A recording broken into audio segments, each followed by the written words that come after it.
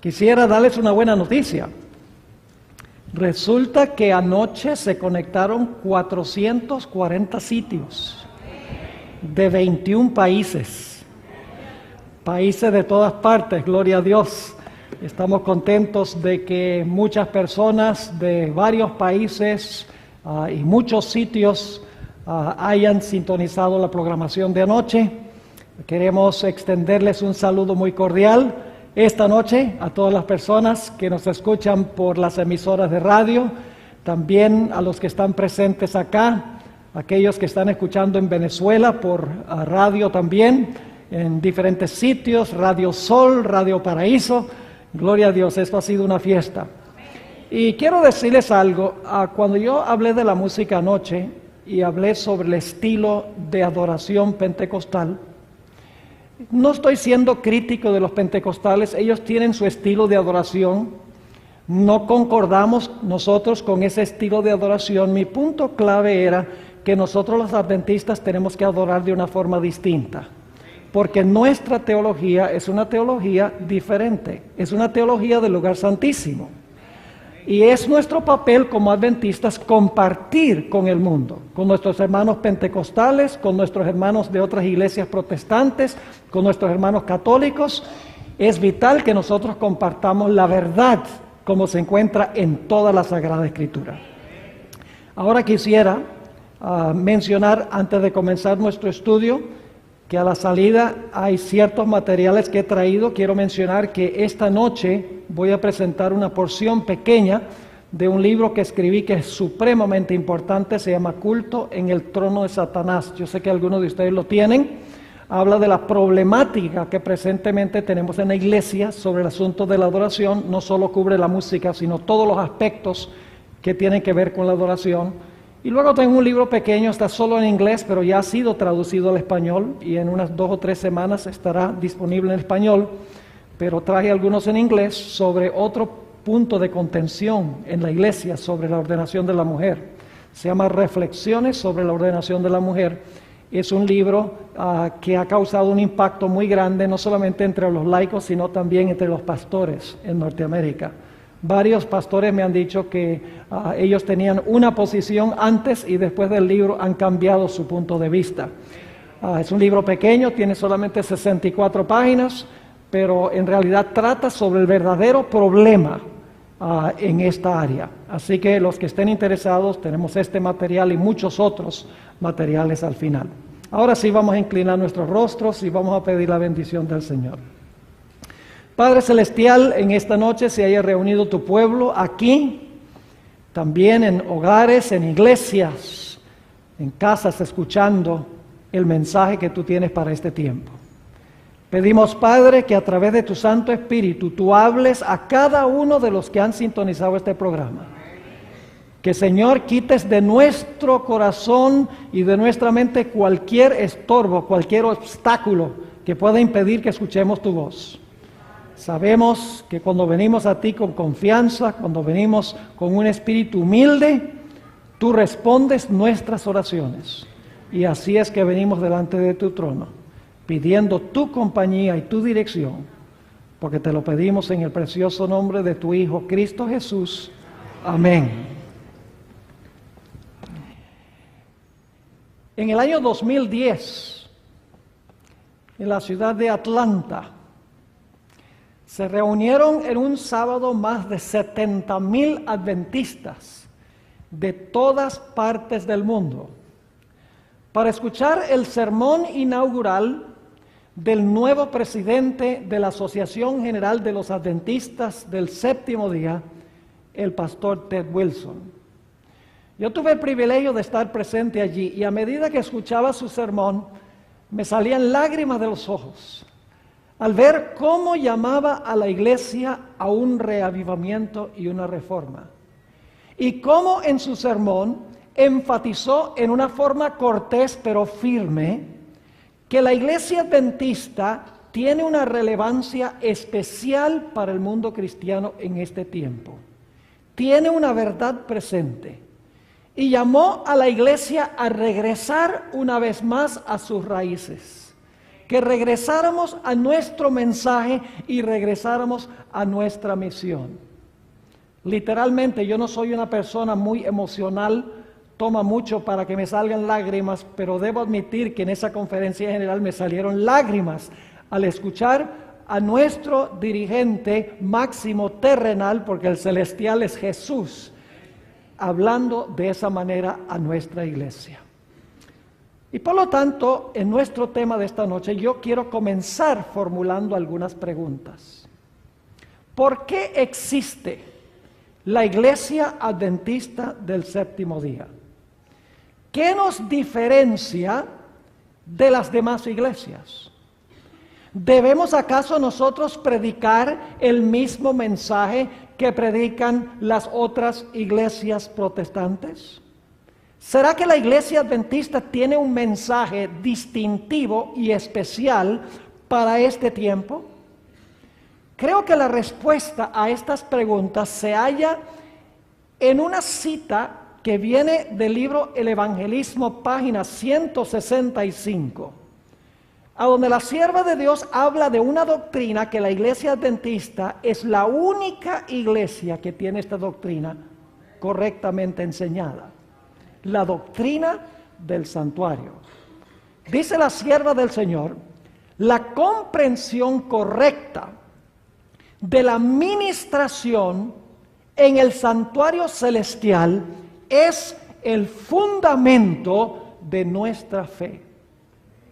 Es decir, nadie puede entender la teología de la iglesia adventista sin entender la ministración de Cristo en el santuario.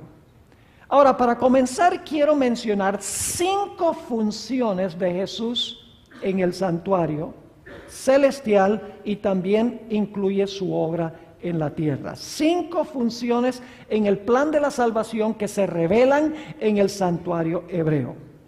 Ahora, en el santuario había varios sitios claves. En primer lugar estaba el campamento. Yo sé que muchas veces no incluimos el campamento como parte del santuario, pero no podemos estudiar el santuario sin estudiar en primero el campamento. Es decir, tenemos primero el campamento, luego tenemos el atrio, luego tenemos el lugar santo y finalmente tenemos el lugar santísimo. Pero la ministración no terminaba en el lugar santísimo. Porque después de concluir la obra en el lugar santísimo, el sumo sacerdote salía de nuevo al atrio, a donde se encontraba el macho cabrío Azazel. Y el sumo sacerdote tomaba los pecados que habían sido depositados en el curso del año en el santuario y colocaba la responsabilidad final sobre la cabeza del macho cabrío Azazel. Y para ese tiempo quedaba limpio el santuario y quedaba limpio también el pueblo. Así que podríamos decir 5 pasos en la ministración de Cristo en el santuario. Su ministración en el campamento, su ministración en el atrio, su ministración en el lugar santo, su ministración en el lugar santísimo. Concluye su obra allí, luego regresa al atrio que representa la tierra y allí coloca los pecados sobre la cabeza del macho cabrío Azazel. Ahora quiero mencionar cuáles son las funciones de Cristo en cada uno de esos pasos que encontramos en el santuario. Hablemos en primer lugar del campamento. La ley de Dios, mis hermanos y hermanas, exige absoluta perfección. La ley dice, obedéceme perfectamente y vive. Ahora yo pregunto, ¿cuántos de los presentes le pueden ofrecer a la ley lo que la ley exige? ¿Hay alguien aquí en esta noche que le puede ofrecer a la ley la perfección que la ley exige? ¿Alguien quiere levantar la mano? Si alguien hubiera levantado la mano, sería su primer pecado, porque están mintiendo. La Biblia dice, todos han pecado y están destituidos de la gloria de Dios. No hay justo ni aún uno. Es decir, la ley exige absoluta perfección, Nadie en el planeta Tierra le puede ofrecer a la ley lo que la ley exige. Ahora escuchen bien, por esa razón el Señor Jesucristo vino a esta tierra para vivir su vida perfecta. Jesús vino a esta tierra para vivir la vida que la ley nos exige a nosotros. El Señor Jesucristo vino a esta tierra para vivir en nuestro lugar. En otras palabras, el Señor Jesucristo vino a tejer un manto perfecto de justicia. Cada acto de obediencia a la ley de Dios por parte de Jesús fue un hilo que Él le agregó al manto perfecto de justicia. Y cuando Cristo dijo, consumado es en la cruz, Jesús le puso el último hilo al manto perfecto de justicia. Jesús había vivido la vida que la ley nos exige a nosotros. Y la había vivido para cada ser humano que jamás haya vivido en la historia del planeta Tierra. Escuchen, hermanos y hermanas. Generalmente cuando estudiamos el santuario comenzamos en el atrio, en el altar. No.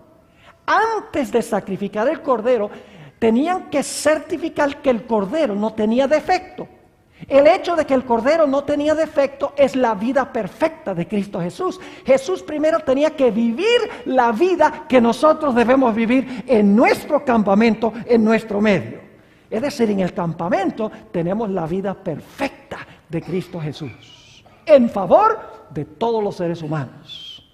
Luego nos movemos al atrio. En el atrio el Señor Jesucristo muere. Ahí está el altar del sacrificio. Ahora fíjese que Jesús no solamente tenía que vivir la vida que la ley exige en nuestro lugar. Alguien tenía también que pagar la carga de pecado que yo tengo. Porque la ley dice, obedéceme perfectamente y vive. Pero si no obedeces perfectamente la ley, tienes que ¿qué? Tienes que morir. Así que no era suficiente que Jesús viniera a vivir la vida que nosotros debemos vivir. El Señor Jesucristo tenía que venir a morir la muerte que nosotros debemos morir por haber quebrantado la ley de Dios. Y Jesús murió por todos los pecados de todos los seres humanos que jamás hayan vivido en la historia del planeta Tierra. Es decir, en el campamento y en el atrio, el Señor Jesucristo vivió la vida que la ley nos exige a nosotros y sufrió la muerte que la ley nos exige por ser pecadores. Jesús vivió por todos los seres humanos y Jesús murió también por todos los seres humanos. Y luego nos movemos a la obra de Cristo en el lugar santo. Ahora yo pregunto, ¿el Señor Jesucristo perdonó los pecados de todos los pecadores en la cruz? ¿Saben que cuando yo pregunto eso, la mayoría de las personas, inclusive en la iglesia adventista, dicen, sí, en la cruz el Señor Jesucristo perdonó los pecados? Escuchen bien, mis hermanos y hermanas. En la cruz el Señor Jesucristo no perdonó los pecados. En la cruz el Señor Jesucristo hizo provisión para perdonar los pecados. La Biblia dice que el perdón es algo individual, no es algo corpóreo. La Biblia nos dice, si confesamos nuestros pecados, Él es fiel y justo para perdonar nuestros pecados y limpiarnos de toda maldad. Es decir, que la obra de Cristo en el lugar santo, ahora como intercesor, es aplicar su vida y aplicar su muerte a aquellas personas que vienen a Él arrepentidos, confesando sus pecados y confiando en la vida y en la muerte de Cristo en su favor. Y cuando yo me arrepiento, y el arrepentimiento viene de Dios, dicho sea de paso, la Biblia dice que la bondad de Dios nos lleva al arrepentimiento. Y cuando yo confieso mi pecado y le digo al Señor Jesús, quien es mi intercesor, Señor, yo soy un miserable pecador, yo no merezco tu gracia, yo merezco la destrucción, yo merezco la muerte, pero Señor Jesús, yo creo que tú viviste la vida que la ley me exige a mí, yo creo que tú moriste la muerte que la ley me exige a mí, Señor Jesús, yo confío en ti. En ese momento Jesús en el lugar santo intercede por mí y me pone a mi cuenta su vida y su muerte. Y Dios me mira como si nunca hubiera pecado. Soy acepto en el amado. Esa es la obra que ha estado haciendo Jesús. Jesús en el lugar santo está recibiendo clientes individuales para aplicar los beneficios de su vida y su muerte a personas que vienen a Él arrepentidas, personas que vienen confesando sus pecados y confiando en los méritos de Cristo Jesús. En el servicio del santuario en el Antiguo Testamento, durante todo el curso del año, los pecados entraban al santuario.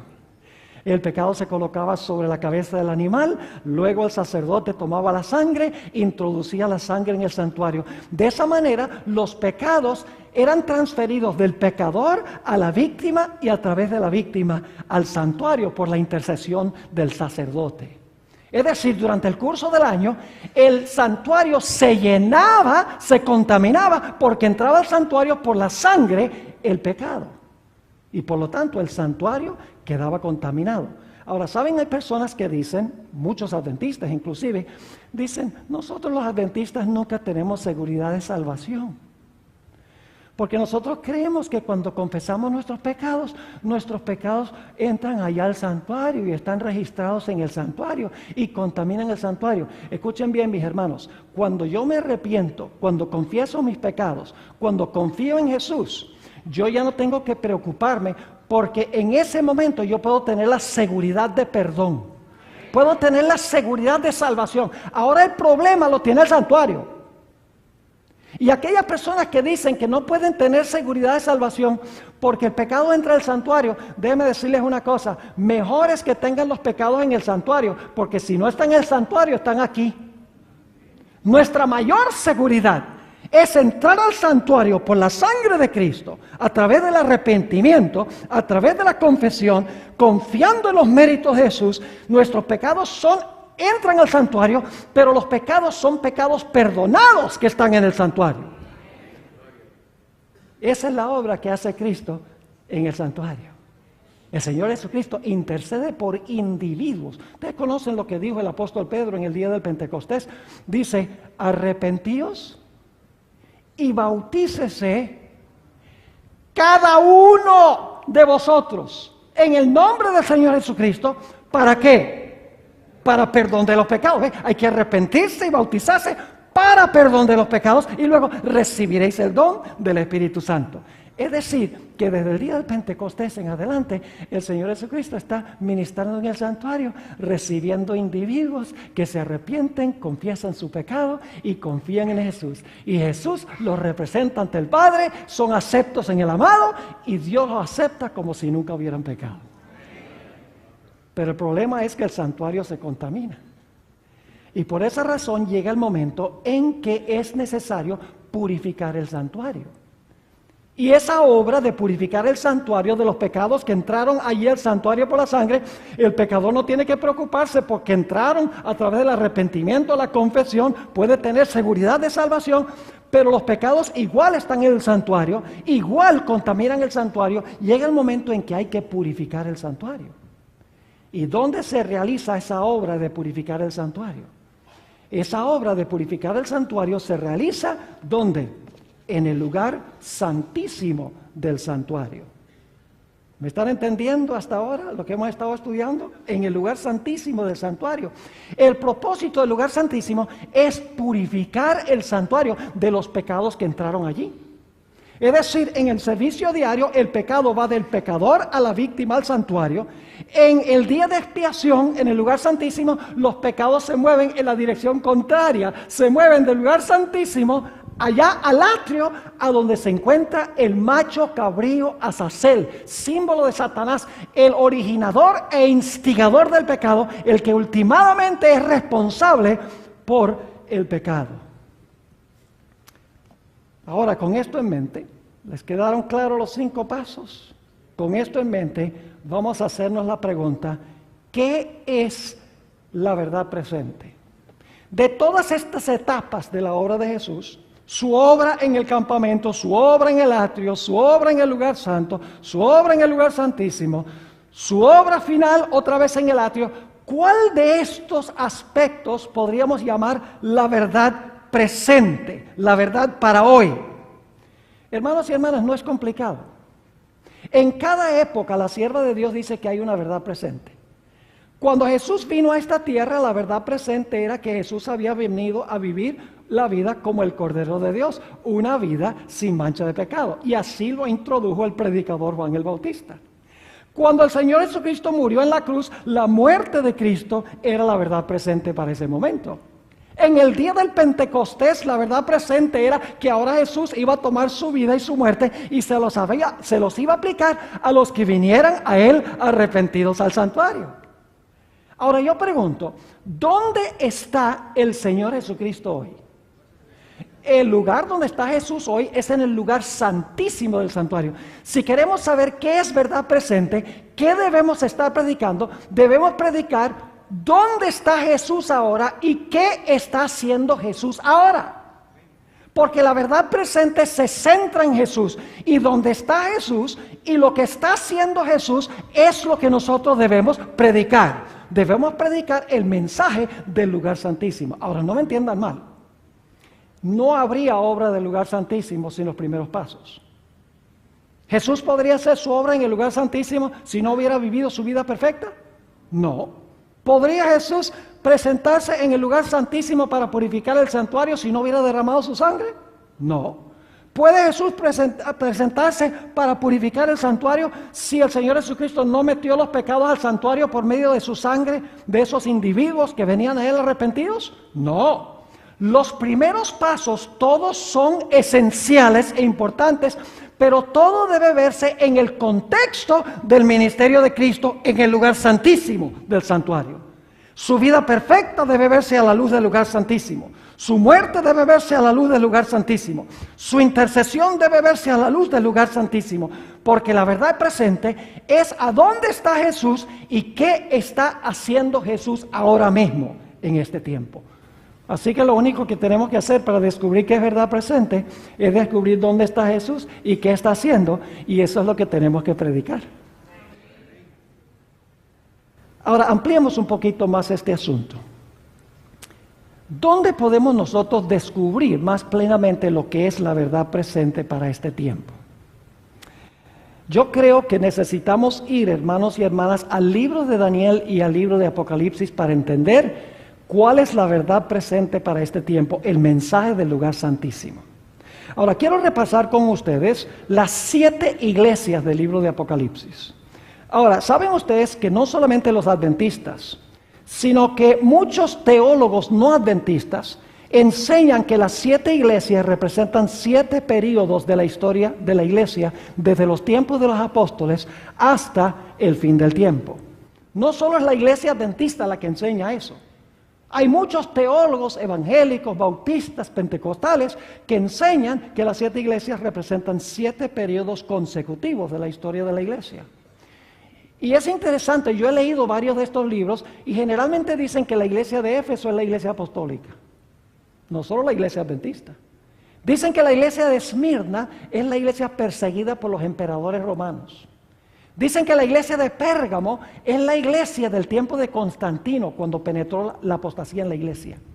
Dicen que la iglesia de Tiatira representa la iglesia durante el periodo de dominio papal, esa mujer Jezabel, la ramera, que se menciona en el Apocalipsis el capítulo 17.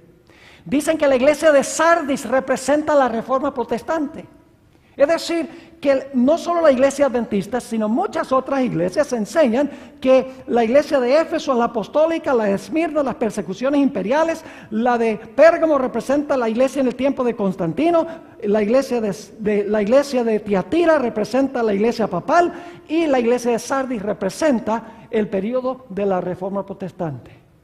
Son las 5 primeras iglesias. Ya cuando llegamos a las 6 y las 7 se vuelven nebulosos. Ahora yo pregunto, ¿cuándo termina el periodo de supremacía del papado? Ustedes deben saber eso. Iba a gobernar tiempos y ¿qué? Y la mitad de un tiempo. Es decir, que la 5ª iglesia nos lleva al año 1798. Ahora, lo que quiero que miremos especialmente es la 6ª iglesia. Recuerden que la 6ª iglesia es después de la iglesia apostólica, el periodo de los emperadores romanos, después del periodo de Constantino, después del periodo de supremacía papal, después de la reforma protestante. Ya nos estamos acercando al final de la historia porque es la iglesia número 6 en la secuencia, es hacia el final de la historia. Ahora, quiero que notemos cuál iglesia es esa. Es la iglesia de Filadelfia. Ahora, ¿saben algo interesante? Vamos a notar en unos momentos que delante de la iglesia de Filadelfia se coloca una puerta abierta. Y usted dice, ¿por qué? ¿Qué es esa puerta? ¿Y a dónde conduce esa puerta? ¿Y qué pasa dentro de esa puerta?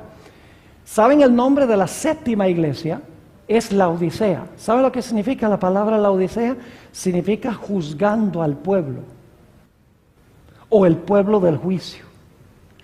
Es decir, que la iglesia de Filadelfia es la iglesia que viene inmediatamente antes de comenzar ¿qué?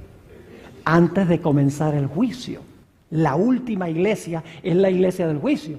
Es decir, que la iglesia de Filadelfia es la iglesia que viene inmediatamente antes de comenzar el juicio. Ahora vayan conmigo a Apocalipsis el capítulo 3 y vamos a leer los versículos 7 y el versículo 8 para ver lo que dice de esta puerta y a dónde conduce esta puerta.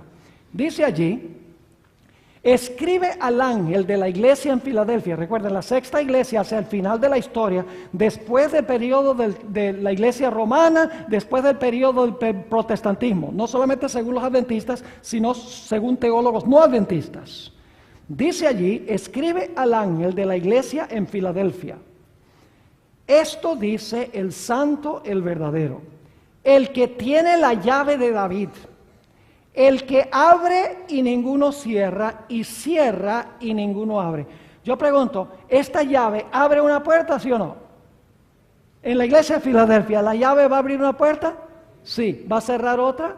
Claro, porque dice abre y nadie la puede cerrar, cierra y nadie la puede abrir. Ahora usted dice, pero ahí no dice una puerta, ahí sencillamente dice que tiene una llave, abre y cierra. Pero note lo que sigue diciendo en el versículo 8. Yo conozco tus obras. He aquí, he puesto delante de ti una ¿qué? Una puerta abierta, la cual nadie puede cerrar. Es decir, abre una puerta y nadie puede cerrar esa puerta. Dice, una puerta abierta, la cual nadie puede cerrar, porque aunque tienes poca fuerza, has guardado mi palabra y no has negado mi nombre. Delante de la sexta iglesia, después del periodo de dominio papal y después de levantarse la reforma protestante, en la iglesia de Filadelfia, hacia el final de la historia, se iba a colocar delante de esa iglesia una puerta abierta. Ahora necesitamos hacernos la pregunta: ¿cuál puerta era? Escuchen bien, el santuario tenía 3 puertas. La primera puerta conducía del campamento al atrio o al patio. La segunda puerta conducía del patio o del atrio al lugar santo. Y la tercera puerta conducía del lugar santo al lugar santísimo. Y claro, la pregunta clave es: ¿cuál de estas puertas es la puerta que se colocó delante de la iglesia de Filadelfia? ¿Será la primera puerta? No puede ser la primera puerta. Y usted dice, ¿por qué no puede ser la primera puerta? Yo pregunto, ¿cuándo es que el Señor Jesucristo entró al atrio para morir en la cruz? ¿Hacia el final de la historia, en la sexta iglesia? No, durante el tiempo ¿qué? Apostólico. Es decir, eso pasó antes de la iglesia de Éfeso. Así que no puede ser la primera puerta, porque la puerta que lleva al atrio la abrió Cristo, y Cristo entró para morir en la cruz cuando estuvo aquí en la tierra. Entonces decimos, ¿será la puerta, la segunda puerta, la que conduce del atrio al lugar santo? Yo pregunto, ¿cuándo es que se abrió la puerta donde Cristo entró al lugar santo para comenzar su obra intercesora? En el día del Pentecostés, Jesús comenzó a interceder en el lugar santo del santuario. ¿Puede entonces la puerta que se coloca delante de la sexta iglesia, puede ser esa segunda puerta? No puede ser la segunda puerta, porque la puerta en Filadelfia se abre al final de la historia, en el tiempo de la sexta iglesia, mientras que la otra puerta, la segunda puerta, se abrió cuando Cristo ascendió al cielo. ¿Me están entendiendo? Entonces yo pregunto, ¿cuántas puertas quedan? Quedan una sola. ¿Y cuál es esa puerta? La puerta que lleva del lugar santo al lugar ¿qué? Santísimo. Ahora escuchen bien, el libro de Apocalipsis identifica el momento cuando se abre esa puerta. Vayan conmigo a Apocalipsis el capítulo 11 y el versículo 19. Apocalipsis el capítulo 11 y el versículo 19. Aquí se habla del momento cuando se abre esta puerta. Y escuchen bien, No tengo tiempo de mostrarles el contexto de ese versículo, pero ustedes lo pueden estudiar. Este versículo de Apocalipsis 11:19 se halla en el contexto de la sexta trompeta. Ustedes saben que nosotros los adventistas tradicionalmente, y yo creo que correctamente, hemos creído que las iglesias, los sellos y las trompetas corren juntas. Son tres diferentes perspectivas de la historia desde los tiempos apostólicos hasta el fin del tiempo. Las iglesias empiezan en los tiempos apostólicos, terminan en el tiempo del fin. Los sellos comienzan en los tiempos apostólicos y terminan en el tiempo del fin. Las trompetas comienzan en los tiempos apostólicos y terminan en el tiempo del fin. Tres diferentes formas de trazar la historia eclesiástica desde tres diferentes perspectivas.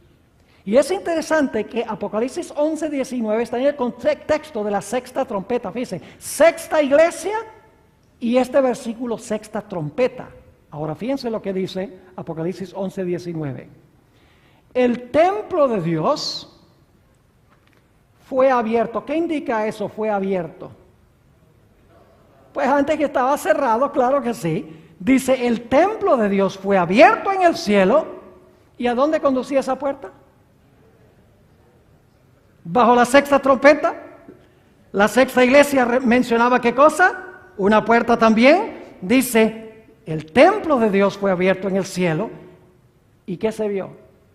Y el arca de su pacto se veía en el templo. Y hubo relámpagos, voces, truenos, un terremoto y grande granizo. ¿Cuál es la puerta que se abrió bajo la sexta trompeta o bajo la sexta iglesia? La puerta que conduce ¿a dónde? Al lugar santísimo del santuario. ¿Cuadra la cronología? La sexta iglesia y la sexta trompeta están al final del tiempo, después del periodo de dominio papal y la reforma protestante. Exactamente, la cronología cuadra a perfección. Ahora escuchen bien. Se abre la puerta de la puerta y se ve dentro de la puerta ¿qué cosa? El arca del pacto. Yo pregunto, ¿a dónde se encontraba el arca del pacto? El arca del pacto se encontraba en el lugar santísimo. ¿Y cuándo era que se abría ese apartamento en la historia de Israel? En el día de expiación, que era el gran día del juicio del pueblo de Israel. Entonces, ¿para qué se abre esa puerta en Apocalipsis 11 y el versículo 19? Se abre porque ahora va a comenzar ¿qué cosa? Va a comenzar el juicio en el santuario celestial. ¿Le quedó clara la cronología? Ahora vamos a otro pasaje que describe el mismo evento y no voy a leer el pasaje, pero se los voy a describir. Daniel, el capítulo 7. Ustedes lo conocen bien, eso se predica en evangelismo cada rato. Yo espero que se predique. El pastor Rodríguez nos dijo que las profecías se pueden presentar desde una perspectiva cristocéntrica y que no hay ninguna prohibición de que prediquemos las profecías. Lo que pasa es que muchos no quieren que se prediquen las profecías porque tienen temor a ofender a alguien. Escuchen, hermanos y hermanas, si nuestros hermanos de otras iglesias no entienden estas profecías, últimamente van a recibir la marca de la bestia. ¿Usted quiere desearle eso a sus amigos de otras iglesias? ¿Ustedes quieren que los amigos de sus otras iglesias tomen la decisión incorrecta cuando venga la prueba sobre el sello de Dios y la marca de la bestia? Mis hermanos y hermanas, si tenemos amor para con esta gente, vamos a querer presentar este mensaje.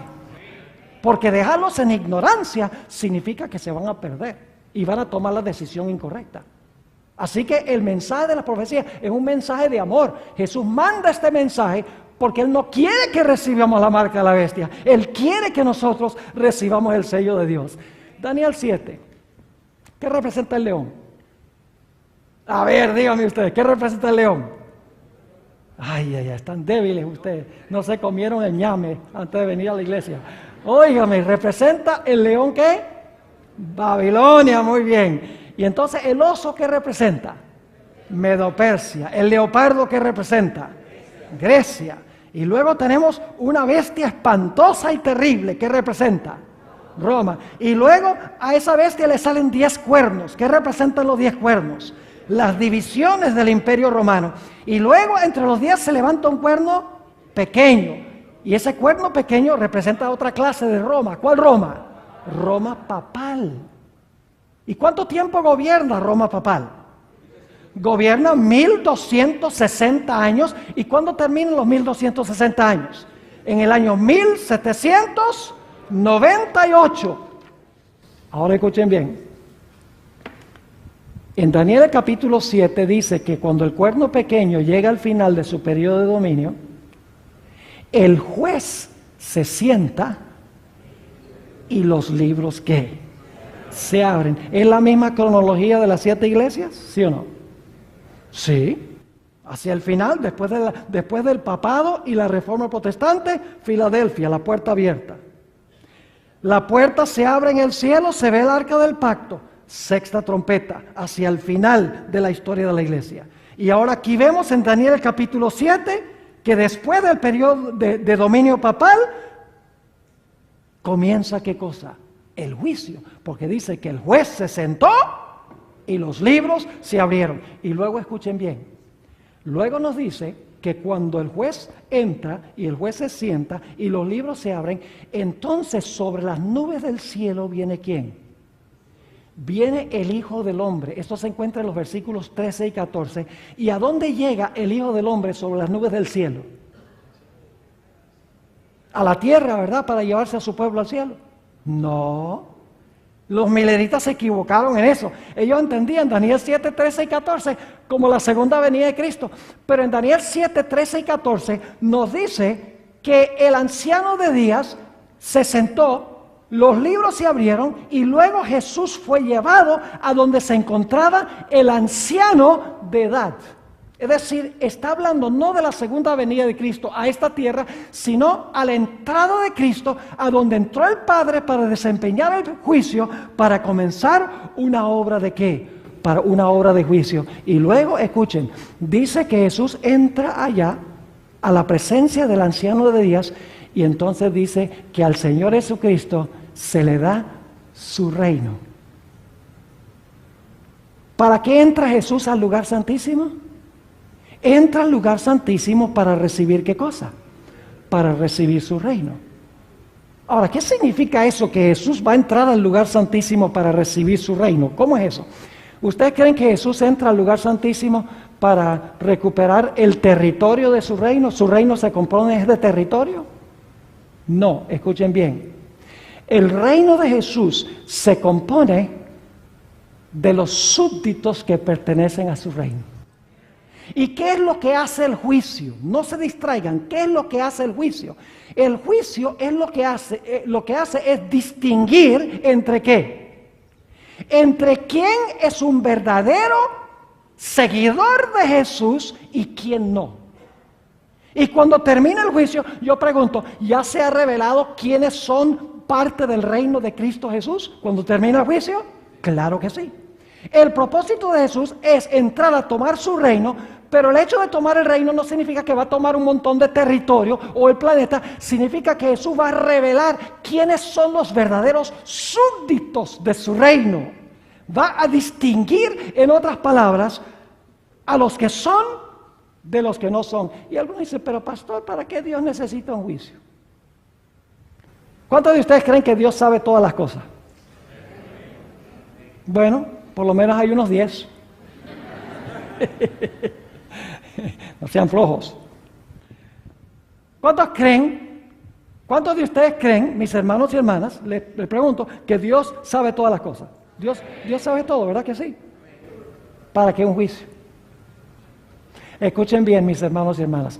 El propósito del juicio no es para informar a Dios.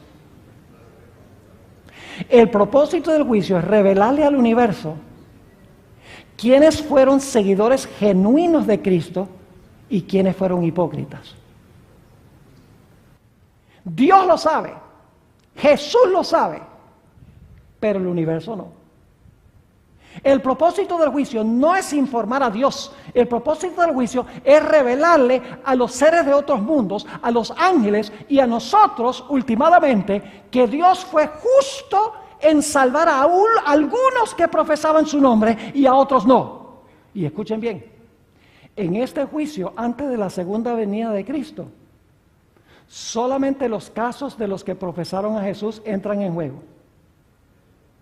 Es decir, el juicio dentro de la puerta, en el lugar santísimo, no incluye a aquellos que no aceptaron a Cristo Jesús. Solamente incluye ese juicio a aquellas personas que profesaron el nombre de Cristo Jesús. Ahora yo pregunto, ¿todas las personas que profesan el nombre de Cristo son verdaderos seguidores de Cristo? ¿Hay trigo y cizaña en la iglesia? ¿Y cómo se distingue?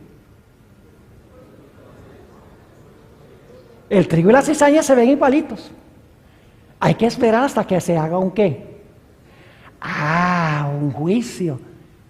Y nosotros no somos los que hacemos el juicio, son los ángeles al final, dice, que hacen la separación o la división. Pero la cizaña y el trigo se parecen mucho. Yo pregunto, ¿la red del evangelio reúne peces malos y buenos? Claro que sí. ¿Y qué hay que hacer cuando se llega a la playa? Hay que separar a los buenos que se van a llevar al mercado de los que no sirven. Yo pregunto, ¿en la iglesia solamente hay vírgenes sabias? ¿Hay también vírgenes fatuas? Claro que sí. Las vírgenes fatuas tenían lámparas. Representa la Biblia. Tenían por lo menos cierta medida de aceite. Pero eran hipócritas. Es decir, profesaban, pero no eran. Yo pregunto, en la cámara matrimonial, ¿solamente entran los que tienen el manto que se proveyó o hay algunos que se van a infiltrar? ¿Ustedes no conocen esa parábola de Jesús? Del hombre que entró a la fiesta de bodas sin el manto. ¿Qué creen ustedes? ¿Que eso está hablando de Cristo en la segunda venida? Cristo se lleva a su pueblo al cielo, después que todo el mundo está en el cielo, Jesús dice, ¿y cómo entraste tú aquí? No. Eso está hablando de un juicio investigador antes de la segunda venida del Señor Jesucristo, para separar a sus verdaderos hijos de los que profesaron ser y no son. Nos dicen los evangelios que muchos van a decir, Señor, Señor. No echamos demonios en tu nombre, no profetizamos en tu nombre, no hicimos milagros en tu nombre. Y Jesús va a decir, claro, como ustedes saltaron y hablaron en lenguas, hicieron milagros y sanaron gente y echaron demonios y dieron profecía, vénganse conmigo, ustedes son míos. No, Jesús dice, nunca os conocí, apartaos de mí, obradores de maldad. Yo pregunto, ¿esa gente profesaba ser seguidora de Jesús? Claro, porque le dice, Señor, Señor. ¿Y cómo se nota la diferencia entre uno y el otro? Yo pregunto, ¿en la iglesia hay lobos vestidos de ovejas? Ustedes conocen todos estos versículos a los cuales me estoy refiriendo. Yo pregunto, ¿hay inclusive ministros que se disfrazan como ministros de justicia? El apóstol Pablo lo dice. Yo pregunto, ¿hay cristianos que tienen la apariencia de piedad, pero no tienen el poder de la piedad? Claro que sí. Entonces, en el juicio, mis hermanos y hermanas, el Señor Jesucristo sabe quiénes son suyos y quiénes no son suyos, pero Él quiere revelarle al universo quiénes fueron de corazón verdaderamente seguidores del Señor Jesucristo, para revelarle a todos los seres del universo que Él fue justo y misericordioso en salvar a los que pertenecen a su reino. ¿Entiende lo que significa el hecho de que Jesús entra al lugar santísimo para adquirir su reino? Entra allá a adquirir su reino haciendo una obra de juicio para establecer quiénes son sus seguidores. Cuando el juicio termina, ya el Señor Jesucristo ha completado su reino. Ahora escuchen lo que voy a decir. Es posible que en el juicio se revoque el perdón. Yo sé que en el servicio diario los pecados entraban al santuario, ¿verdad? La persona venía arrepentida, supuestamente, confesando su pecado sobre la cabeza del animal. El sacerdote no preguntaba, ¿eres sincero o no eres sincero? No, aceptaba lo que decía el pecador. Y a través de la sangre metía el pecado dentro del santuario. Yo pregunto, ¿habría alguna posibilidad de que en el juicio se revocara ese perdón? Sí, Señor. Ya. Y ustedes dicen, ¿dónde enseña la Biblia eso? ¿Ustedes recuerdan la parábola del Señor Jesucristo de los dos deudores? ¡Wow! Yo tengo un sermón completo sobre esa parábola. Esta noche no lo podemos estudiar. Pero ustedes recuerdan que había un hombre que tenía una deuda enorme que no podía pagar. Es más, le hubiera tomado como 10,000 años pagar esa deuda. Y los eruditos dicen que él había desfalcado el dinero del amo, del Señor. Y el Señor lo llamó a cuenta, le dijo, ven y rinde cuentas. Ese es el juicio. El rendir cuentas es el momento del juicio. Y dice la Biblia, el Señor Jesucristo dice que ese individuo le dijo, mira, por favor ten paciencia conmigo que yo te lo pago. No podía pagarlo. Y por lo tanto, como clamó por misericordia, su Señor le perdonó toda la deuda. ¡Wow! ¿Recibió perdón, sí o no? La parábola dice que recibió perdón. Claro que sí. Yo pregunto, ¿en realidad conocía él la misericordia de su Señor? ¿Había comprendido la misericordia? ¿En realidad amaba a su Señor? No. ¿Saben qué lo entristeció? Las consecuencias de lo que había hecho. Eran lágrimas de cocodrilo. Es decir, no estaba arrepentido, nada. Y sin embargo, porque clamó, se le perdonó. Pero cuando se le llama a rendir cuentas, algo sucede. Se le perdona, sale y ¿qué hace? Se encuentra a un individuo que le debe 100 denarios, una miseria. Bueno, no una miseria porque era equivalente de 100 días de trabajo, pero era una deuda pagable. Y le dice, págame lo que me debes. Y este individuo también clama por misericordia, dice, por favor, dame tiempo que yo te lo pago. ¿Qué tiempo ni qué pan caliente? Y lo agarró por el cuello y lo sacudió y le dijo, págame lo que me debes. Pues el informe fue al Señor que lo había perdonado grande. Y cuando el Señor lo escuchó, lo llamó y le dijo, ven acá, yo no te perdoné una deuda bien grande. Por amor a mí, por haberte perdonado una deuda tan grande, ¿por qué en tus obras tú no demostraste que estás dispuesto de compartir ese perdón con otros? Y dice que le revocó el perdón y lo echó a la cárcel hasta que pagara toda su deuda. ¿Se puede revocar el perdón en el juicio si la persona fue hipócrita cuando depositó sus pecados en el santuario? Sí, Señor. El propósito, mis hermanos y hermanas, del juicio sencillamente es revelar si el arrepentimiento de una persona fue genuino o fue falso. ¿Y cómo se revela si el arrepentimiento fue genuino o fue falso? Es muy sencillo. El juicio se hace conforme a nuestras obras. Se examinan nuestros pensamientos, nuestras emociones, se examinan nuestras acciones, nuestras palabras, para ver si en verdad nosotros nos arrepentimos, confesamos de corazón nuestros pecados y confiamos en Jesús y por su gracia pudimos vencer esas tendencias en nuestra vida. Ahora quiero que noten que no solamente nos habla del hecho de que el Señor Jesucristo va a separar a los genuinos de los hipócritas. Y tenemos que preguntarnos aquí en esta noche, ¿soy yo un creyente genuino? ¿O sencillamente vengo a la iglesia? Sencillamente devuelvo el diezmo, pero mi corazón no está con Jesús. Tenemos que examinarnos de si nosotros somos en verdad hijos del reino, si en verdad nos hemos arrepentido y hemos confesado nuestros pecados y hemos confiado en Jesús y odiamos el pecado y amamos a Cristo y queremos su poder para vencer el pecado, para que nuestra vida sea diferente y distinta. Pero escuchen bien, el lugar santísimo nos revela otras cosas muy interesantes.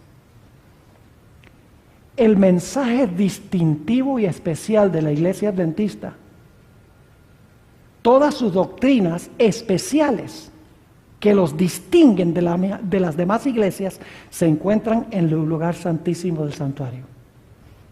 Yo pregunto, ¿qué estaba dentro del arca del pacto? La ley. ¿Qué enseña la iglesia adventista en cuanto a la ley? Que todavía está, ¿qué? Vigente. Y que por la gracia de Dios, Dios quiere que nosotros la obedezcamos. ¿Qué dice el mundo cristiano en cuanto a la ley? Clavada en la cruz. Cristo la guardó. No somos salvos por obras. No estamos bajo la ley, sino bajo la gracia. Es decir, el mundo cristiano rechaza la ley de Dios, porque no ha entrado al lugar santísimo. ¿Qué más encontramos en el centro de la ley?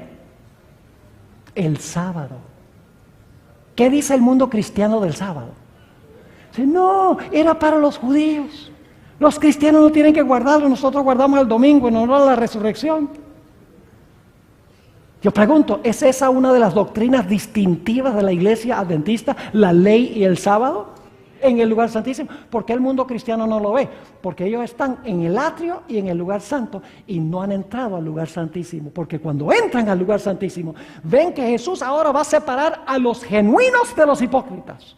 Y que la ley de Dios todavía está vigente. Y que el sábado todavía es el día de reposo del Señor. Pero hay otras cosas que se revelan. También se revela el hecho de que el sábado es una prueba para el pueblo de Dios para ver si van a andar en la ley de Dios. ¿Saben qué más había en el lugar santísimo? Un pote de maná. Y si ustedes van a Éxodo 16, Dios dice, yo voy a probar a Israel para ver si van a andar en mi ley. Y luego les da la prueba del maná para ver si van a guardar el sábado y andar en su ley. Es decir, el sábado era una prueba de la lealtad de ellos a la ley. Yo pregunto, ¿el sábado será una prueba de lealtad del pueblo de Dios a la ley de Dios en el tiempo del fin? Está en el lugar santísimo, en el maná. Pero el maná también revela la reforma pro salud. Porque ustedes encuentran en Números 11 que el pueblo estaba cansado de esas dietas sencillas que Dios les había dado. Y dice, no, danos carne de comer y la comida rica de Egipto. Y todos se enfermaron. La sierva de Dios dice que el maná también enseña la reforma pro salud. Que debemos vivir saludablemente. Yo pregunto, ¿qué enseña la mayoría de las iglesias del mundo cristiano? Dicen, no hay ningún problema. Si quieres comerte tu chuleta, está bien. Si quieres comerte tus camarones y tus langostinos, no hay ningún problema. Cómetelos, que la oración santifica la vianda. Eso es lo que dice el mundo cristiano. Poco énfasis sobre la salud, porque no han entrado al lugar santísimo del santuario celestial. Además de eso, ¿qué dicen ellos del juicio? ¿Saben lo que enseñan las iglesias? Dicen, no, el juicio es cuando Cristo venga. Eso no es lo que la Biblia enseña. La Biblia no enseña que el juicio se va a realizar cuando el Señor Jesucristo venga. La Biblia enseña que el juicio comienza antes de la segunda venida, mientras todavía está abierta la puerta de la gracia. Y ustedes dicen, ¿dónde dice la Biblia eso? La Biblia lo dice en Apocalipsis 14, versículos 6 y 7. Dice, vi otro ángel descender del cielo, teniendo el evangelio eterno para predicarlo a los que moran en la tierra, a toda nación, tribu, lengua y pueblo, diciendo en alta voz, temed a Dios y dadle gloria, porque la hora de su juicio llegará. Muchas gracias. Dice, la hora de su juicio ha llegado. Yo pregunto, la hora del juicio llega mientras se está predicando el evangelio? Claro que sí. Porque el ángel está predicando el evangelio y dice, la hora de su juicio ha llegado. Es decir, el juicio comienza mientras se está predicando el evangelio. Antes de la segunda venida, lo cual significa que el juicio tiene que realizarse ¿dónde? En el santuario celestial. Saben que el santuario, el lugar santísimo, también enseña la doctrina del estado de los muertos. ¿Ustedes recuerdan la vara de Aarón que floreció? Era una vara, un vástago muerto, pero por un milagro de Dios brotó la vida. Esa vara representa a Cristo, quien en sí mismo tiene la vida, quien dijo, yo soy la resurrección y la vida, aunque estuviere muerto, viviré, dice el Señor Jesucristo.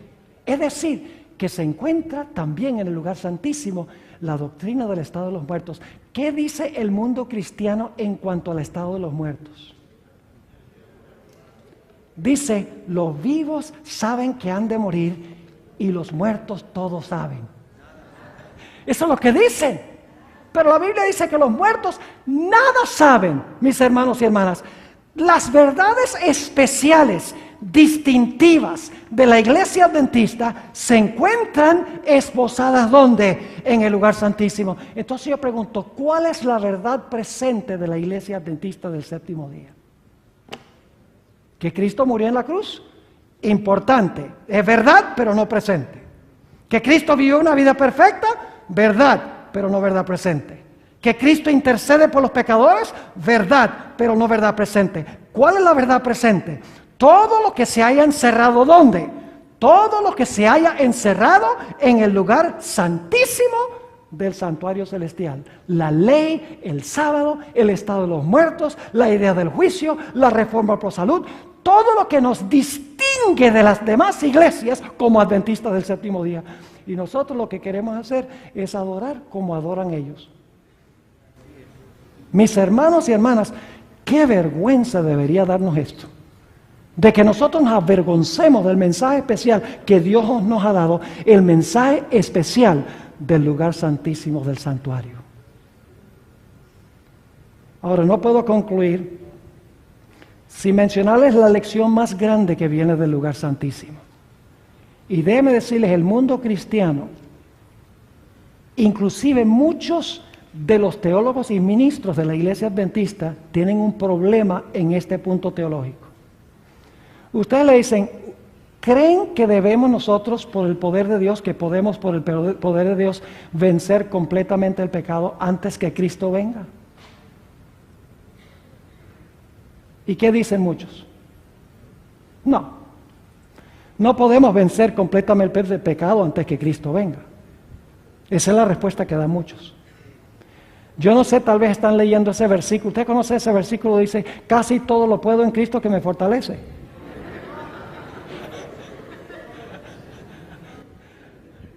No, me equivoqué. Dice, todo lo puedo menos vencer el pecado en Cristo que me fortalece. ¿Eso es lo que dice?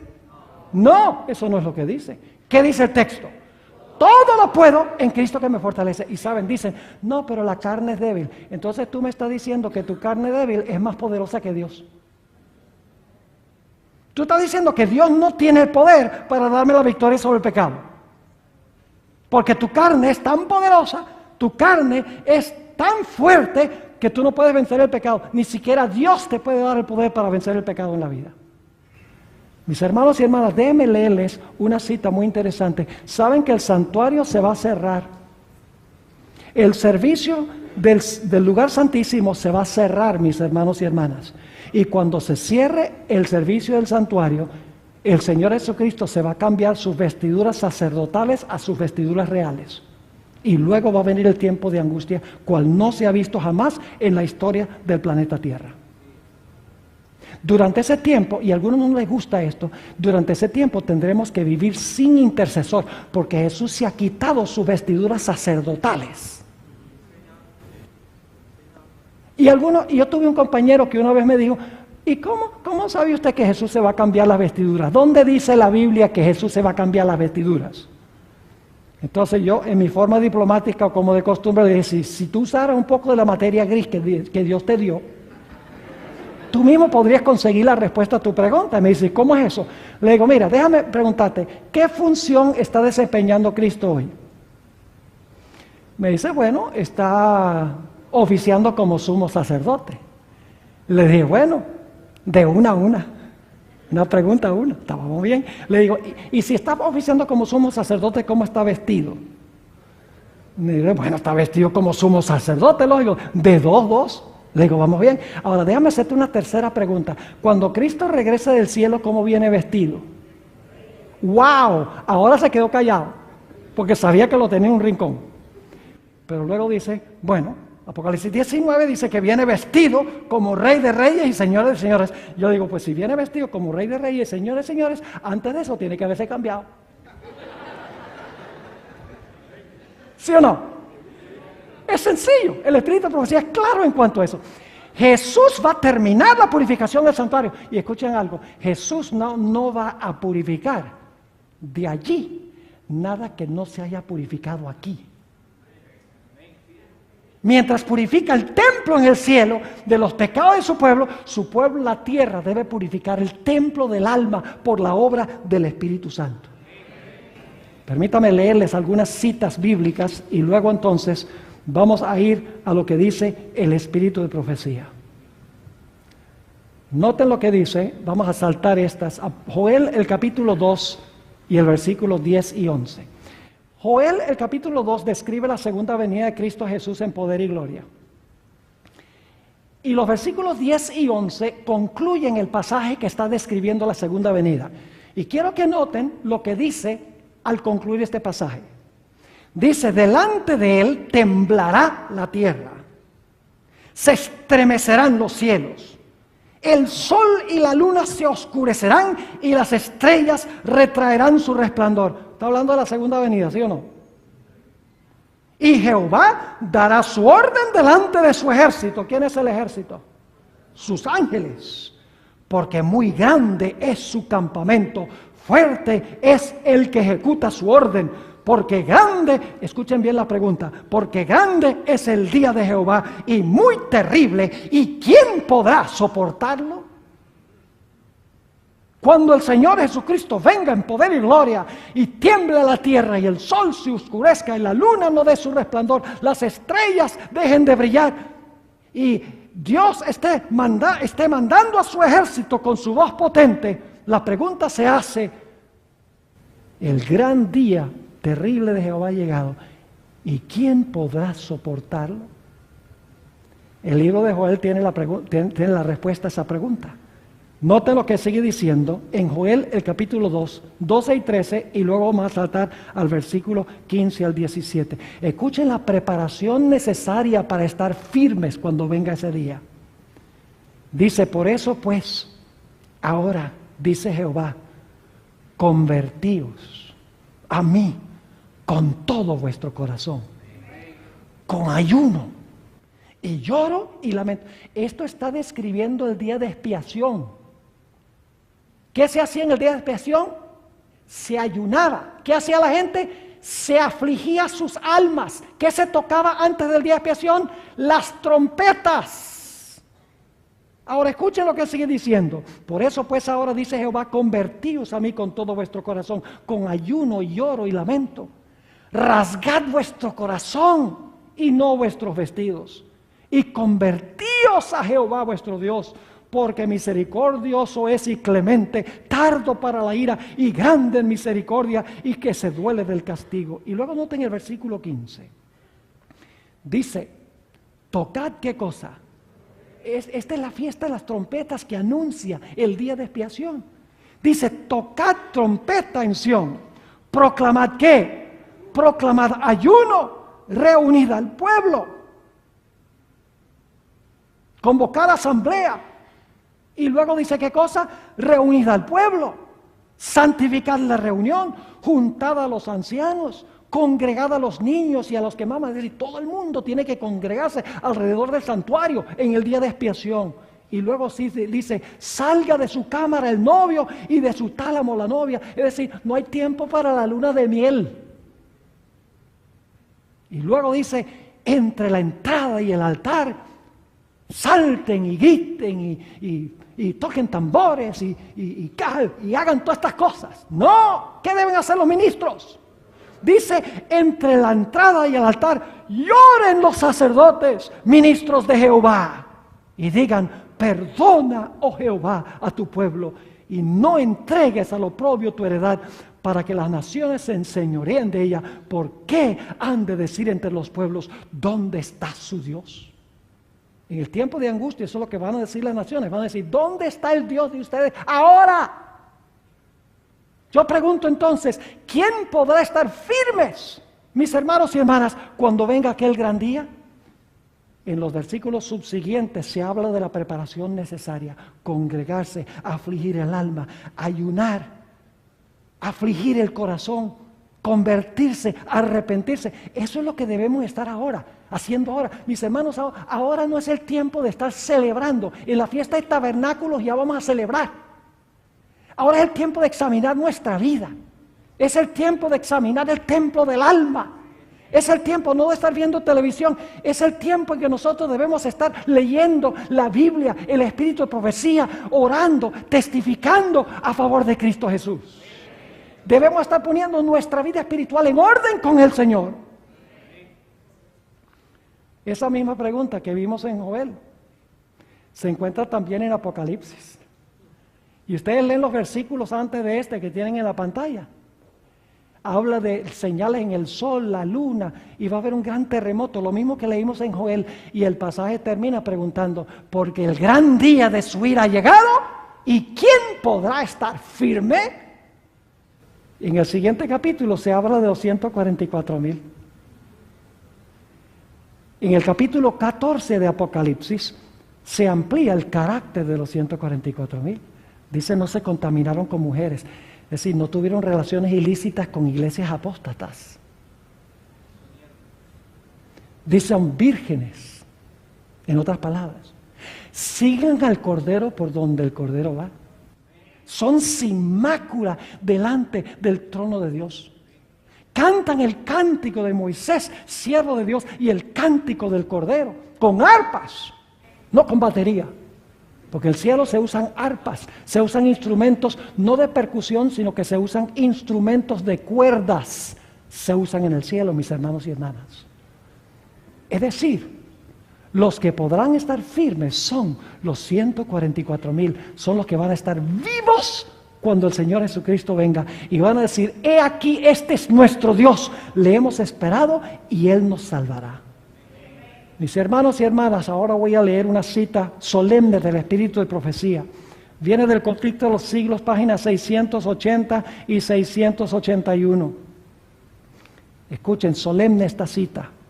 Ahora, mientras que nuestro gran sumo sacerdote está haciendo propiciación por nosotros, debemos tratar de llegar a la perfección en Cristo. Ahora escuchen bien, va a hablar primero de Jesús. Nuestro Salvador no pudo ser inducido a ceder a la tentación ni siquiera en pensamiento. ¿Oyeron eso? Nuestro Salvador no pudo ser inducido a ceder a la tentación ni siquiera en pensamiento. Y luego habla de nosotros. Satanás encuentra en los corazones humanos algún asidero en que hacerse firme. Es tal vez algún deseo pecaminoso que se acaricia, por medio del cual la tentación se fortalece. Pero Cristo declaró al hablar de sí mismo, viene el príncipe de este mundo, mas no tiene nada en mí. Satanás no pudo encontrar nada en el Hijo de Dios que le permitiese ganar la victoria. Cristo guardó los mandamientos de su Padre y no hubo, ahora escuchen, y no hubo en él ningún pecado de que Satanás pudiese sacar ventaja. Y ahora escuchen bien, esta es la condición en que deben encontrarse los que han de poder subsistir en el tiempo de angustia.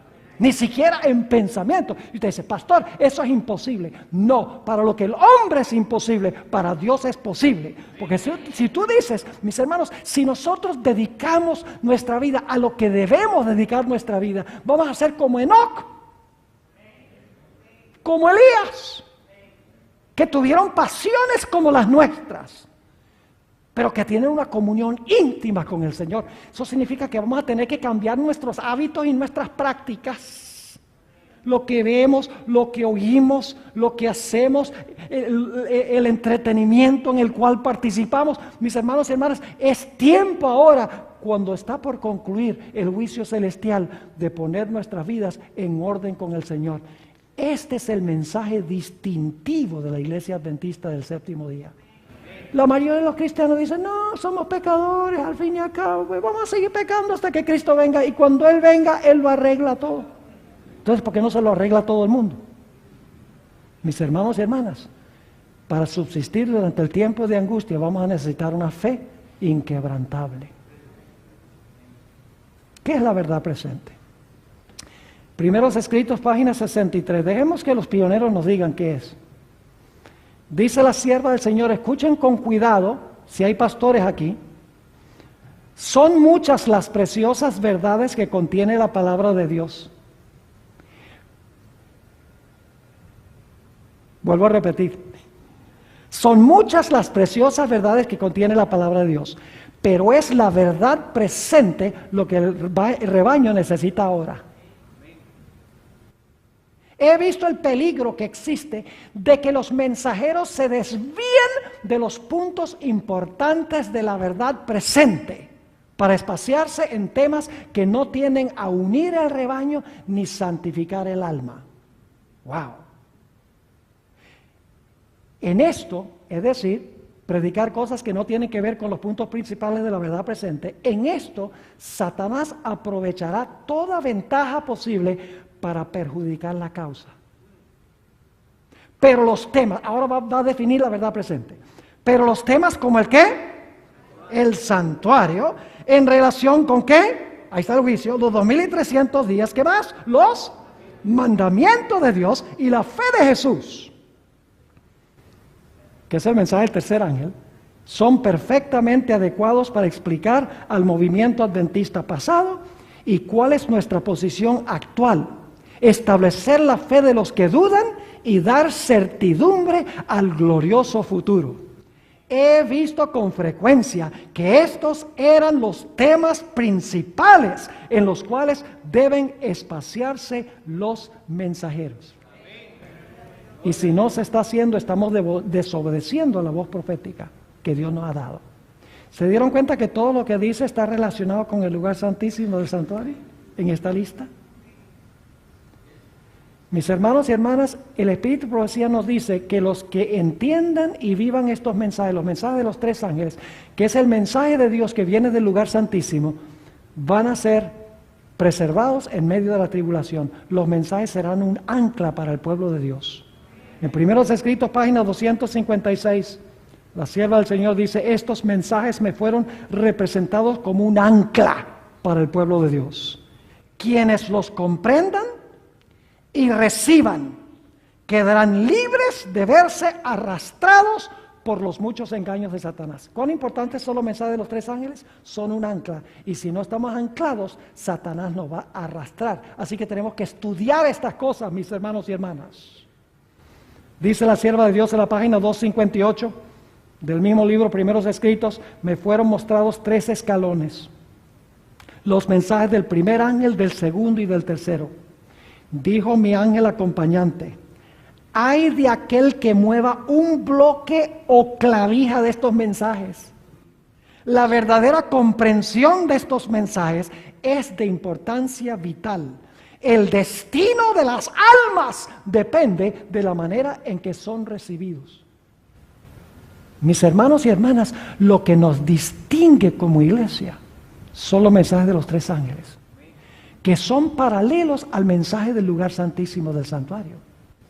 Y hay de nosotros si nosotros nos extraviamos de este mensaje especial que Dios le ha dado a la iglesia para predicar muchas otras cosas que no son verdad presente. Dejaríamos de ser el pueblo distintivo de Dios. Seríamos evangélicos del séptimo día, o luteranos del séptimo día, o presbiterianos del séptimo día. Ya no seríamos adventistas del séptimo día. Mis hermanos y hermanas, yo apelo a los que estamos aquí, al igual que los que están viendo por televisión, escuchando por radio, viendo por el internet. Mis hermanos y hermanas, volvamos a nuestras raíces. No perdamos el tiempo con esta idea de lo que hay que hacer es alabar, y lo que hay que hacer es venir al culto para que nos entretengan y gozar, y etcétera. No, estamos en un tiempo muy serio para eso. Tenemos que preparar un carácter para el cielo. Tenemos, por la gracia de Dios, que purificar el templo del alma. Ojalá esa sea nuestra experiencia. Oremos. Padre, te damos gracias porque tú has dado este maravilloso mensaje a tu pueblo remanente. Padre, perdónanos por haberlo escondido debajo de un almud. Tal vez por temor a lo que la gente piense, tal vez por temor a que la gente se ofenda, tal vez porque tenemos demasiado flojera de estudiarlo. No sé cuál es el motivo, Padre, pero perdónanos. Te pedimos, Señor, que no solamente nos des perdón, sino que nos levantes y nos des la valentía de proclamar estos mensajes con amor a todo el mundo que perece en el pecado, para que el mundo sepa que los conflictos finales van a tener que ver con la ley, el sábado, el estado de los muertos, el espiritismo. Todas estas cosas que tú nos has dado para enseñar van a proteger al mundo, a tus fieles, de ser engañados por Satanás. Te ruego, Señor, que nos bendigas al retirarnos de este local. También que tú bendigas al pastor Gates mañana, el viernes y el sábado. Que sea una gran bendición, una conclusión con broche de oro para esta semana. Te lo pedimos en el nombre precioso de tu Hijo, Cristo Jesús. Amén. Amén.